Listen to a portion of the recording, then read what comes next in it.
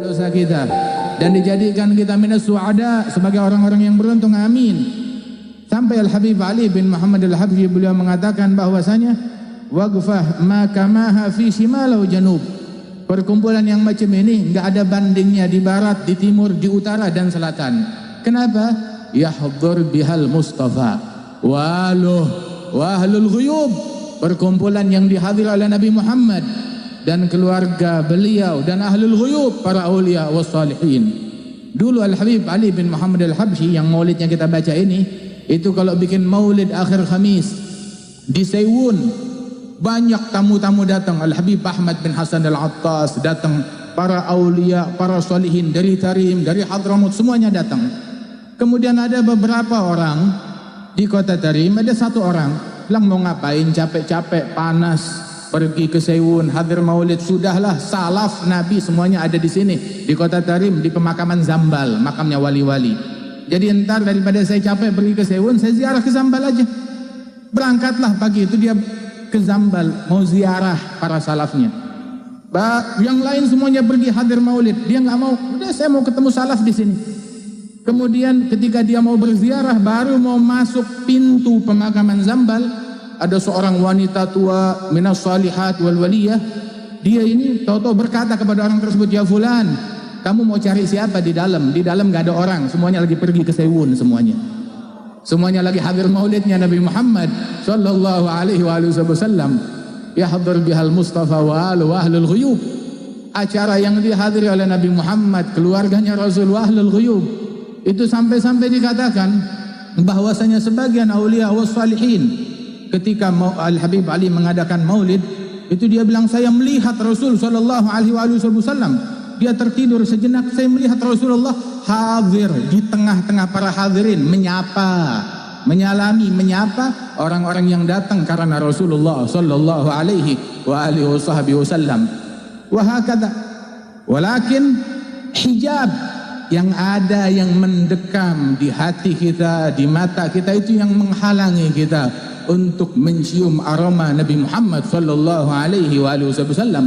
Wa illa, sebagaimana dikatakan bahwasanya Sayyidina Ya'qub mengatakan, inni la ajidu riha Yusuf, sesungguhnya aku mencium aromanya Yusuf. Dan di majlis yang semacam ini tercium aromanya Nabi Muhammad sallallahu alaihi wasallam. Apalagi dihadiri oleh para aulia, para salihin, dan ditaksis majlis ini dan acara ini oleh mereka. Sampai dikatakan dahulu bahwasanya barang siapa yang ingin mencium aroma Rasulullah sallallahu alaihi wasallam, maka silahkan berziarah ke depan pusaranya Al-Faqih Al-Muqaddam Muhammad bin Ali Ba'alawi. Dia akan merasakan aroma yang sama, merasakan perasaan yang sama ketika dia berziarah ke makam Rasulullah sallallahu alaihi wasallam. Anugerah dari Allah Subhanahu wa taala. Walidzalik para salaf kita, mereka ini adalah orang yang mana antara mereka dengan Nabi Muhammad tidak ada hijab, tidak terhijab dari Rasulullah sallallahu alaihi wasallam. Barusan Al-Habib Taufik, beliau mengutip daripada ucapan Abul Abbas Al-Mursi yang mengatakan, "Lau ghaba anni Rasulullah lama adattu nafsi minal muslimin." Seandainya Rasulullah sesaat aja, sekejap mata terhijab dari hati saya, terhalang pandangan saya dari Rasulullah walaupun sekejap mata, maka saya enggak anggap diri saya sebagai orang Islam, katanya Abul Abbas Al-Mursi. Tapi salaf kita lebih agung lagi. Al-Habib Umar bin Abdurrahman Al-Attas, beliau mengatakan, kaif yaghib anna Rasulullah wa huwa ain wujudina. Bagaimana bisa Rasulullah terhijab dari kita, terhalang dari kita, padahal beliau adalah ain daripada wujudnya kita sallallahu alaihi wasallam. Al-Habib Ali bin Muhammad Al-Habsyi itu beliau mengatakan bahwasanya idza kanat zuwar garrat uyunuhum bi zawratil Mustafa fa huwa dha indi. Al-Habib Ali mengatakan, apabila para peziarah Nabi mereka terhibur dengan berziarah kepada Nabi Muhammad sallallahu alaihi wasallam, maka inilah Nabi Muhammad ada bersama saya, kata Al-Habib Ali bin Muhammad Al-Habsyi. Kan Al-Habib Ahmad bin Hasan Al-Attas, ini kadang yang menghalangi kita dari itu semua adalah hijab. pelanggaran kita dari syariatnya Rasul sallallahu alaihi wasallam. Kan Al-Habib Ahmad bin Hasan Al-Attas, dia lagi duduk di rumahnya, di kamarnya di Huraidah sana, tahu-tahu dalam duduknya tajalla Rasulullah sallallahu alaihi wasallam, seolah-olah datang Rasulullah sallallahu alaihi wasallam. Beliau menyambutnya. Maka ditanya, "Ya Rasulullah, ada apa? Tiba-tiba saya enggak sedang buat apa-apa, tahu-tahu engkau datang mengunjungi saya." Dia bilang, "Saya mau hadir. Ini kampung sebelah lagi bikin maulid. Saya mau hadir ke situ. Tadinya saya mau masuk, mau datang, tetapi saya lihat ada pelanggaran." Kenapa?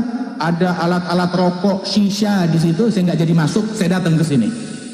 Ke majelisnya Al-Habib Ahmad bin Hasan Al-Attas radhiyallahu anhu warḍah. Hatta sebagian aulia was salihin ketika dia sedang ziarah ke makamnya Rasulullah sallallahu alaihi wasallam, dia tertidur sejenak. Kemudian tiba-tiba dia melihat dalam tidurnya Rasulullah sallallahu alaihi wasallam keluar dari makamnya, menyapa para peziarah.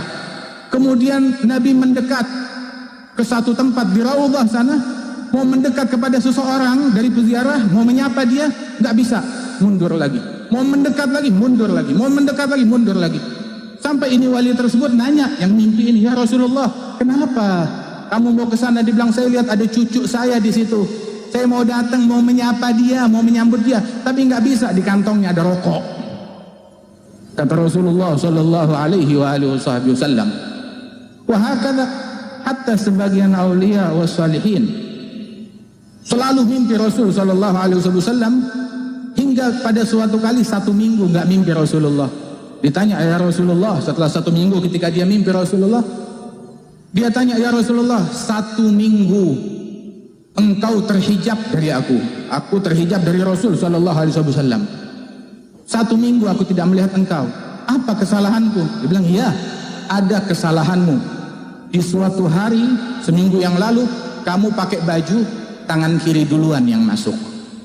Tangan kiri duluan yang masuk. Ini kita sekarang berada di masjid. Yang masuk dengan kaki kanan siapa? Siapa yang lupa? Siapa yang enggak ingat? Siapa yang enggak sadar entah kanan entah kiri? Al-Habib Umar bin Abdurrahman Al-Attas ketika menyebutkan tentang adabnya Rasul sallallahu alaihi wasallam dan kewalian yang beliau capai, beliau bilang, "Laulam nakun hakadha ma kunna hakadha." Kalau kita tidak telaten menjalankan adab dan akhlaknya Rasul sallallahu alaihi wasallam, maka kita nggak bakal mencapai maqam yang demikian tinggi tersebut dan pendekatan dengan Rasulullah sallallahu alaihi wasallam.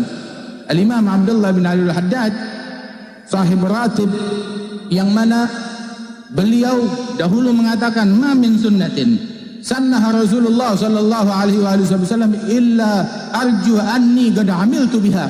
Tidak ada satu sunnah pun dari sunnahnya Rasulullah melainkan sudah aku laksanakan. Ini jalannya beliau.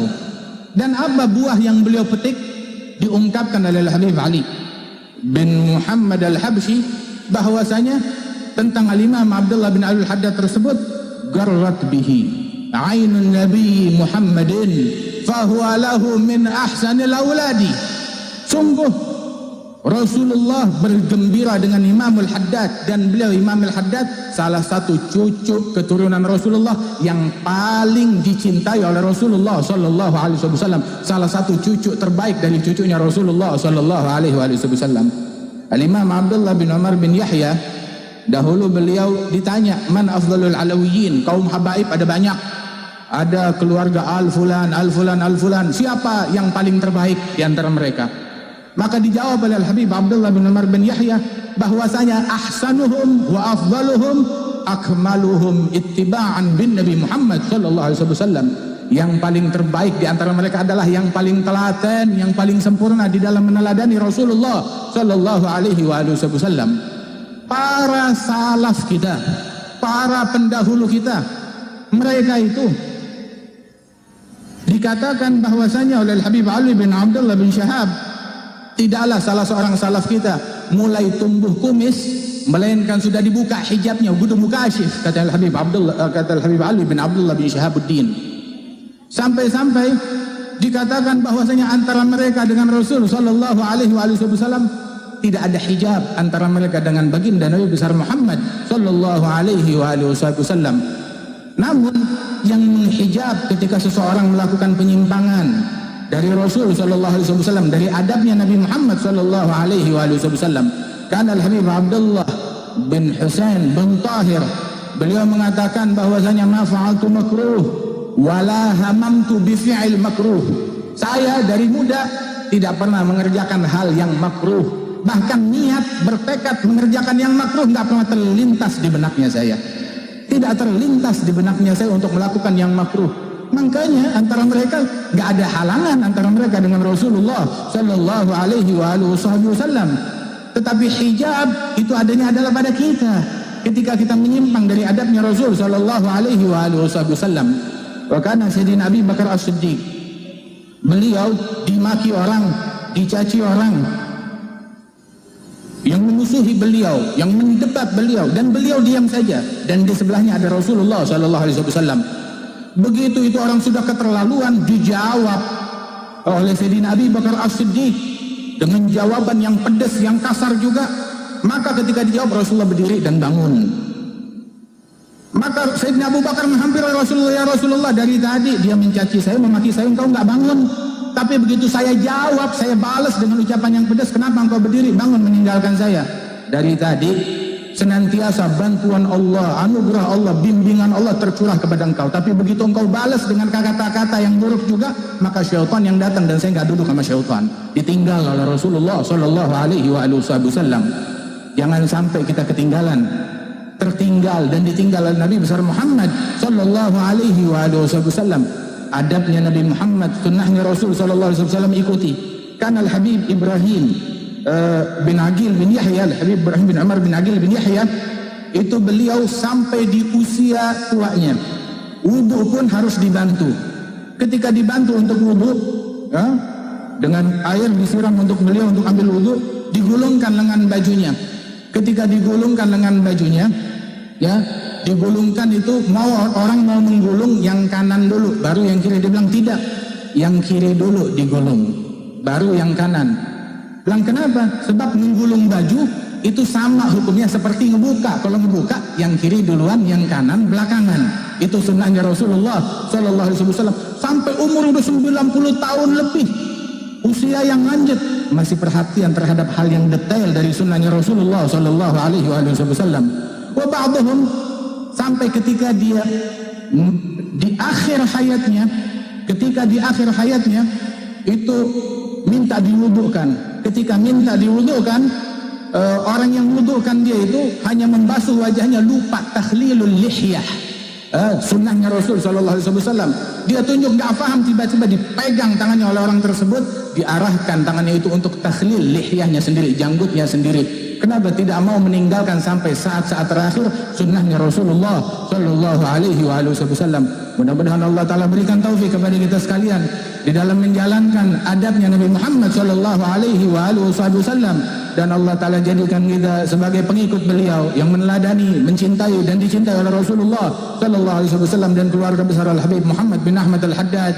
Allah Ta'ala berikan keberkahan dan Allah Ta'ala angkat derajat Al-Habib Muhammad bin Ahmad Al-Haddad wal Habib Abdul Qadir bin Muhammad Al-Haddad wa ikhwani ajmain wa akhina Al-Habib Salim, diberikan keberkahan oleh Allah Subhanahu wa ta'ala. Allahumma ij'al jam'ana hadha jam'an marhuma, تفرقنا من بعده تفرقا معصوما، ولا تجعل فينا ولا منا ولا معنا شقيا ولا محروما. صلى الله على سيدنا محمد وعلى آله وسلم، وآخر دعوانا أن الحمد لله رب العالمين. السلام عليكم.